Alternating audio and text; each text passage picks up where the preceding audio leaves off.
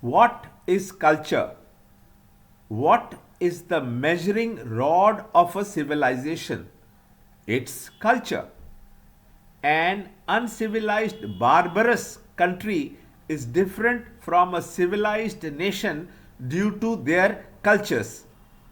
Swami Chinmayananda says, when a set of people live for a long period of time in a particular geographical area, respecting certain philosophical values and virtues of life, there emanates a fragrance which is called their culture. The quality of a culture depends upon the values and virtues the people follow. The head, the trunk, and the limbs are common to all individuals of different countries, but the size, weight, color, and shape differ from one individual to another. The differences in culture are associated with the values and virtues of life that people entertain. The values which people follow are connected with the external demands of life. In the beginning, people are influenced by geographical and climatic conditions which determine the values they choose. After they are owned and the culture is set, external environment loses its hold on the culture established. For example, in the world where climatic conditions are severe due to constant snowfall, people become strong as they train themselves to fight with nature for self preservation. Conquering of nature becomes a fundamental trait in them. On the other hand, in places where climate is good, land provides with plenty and prosperity. The environments are conducive to produce abundance of flowers, fruits, and vegetations. Rivers have plenty of water and springtime lasts long.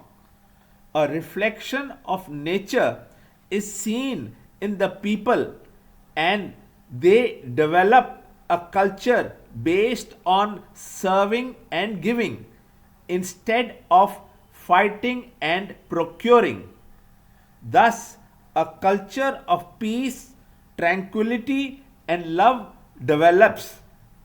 In contrast to this, elsewhere, materialism took roots and inculcated the idea of conquest. Initially, external happening and environments have a clear influence on the development of any culture. For example, a child from a slum seems to develop a tendency to protest and fight compared to another born of opulence and security is more refined and cultured. We can notice this when people jump queues. When culture is promoted, civilization flourishes. On the contrary, where there is a decline in cultural values, the civilization of society breaks. This is the cause of the fall of Egyptian, Greek, and Roman empires. Our religious masters come to revive the philosophical values and arrest the deterioration of culture. Decay of culture gives impetus to barbarism and immorality. As a result, the philosophy is misinterpreted, leaving to confusion and chaos among the people.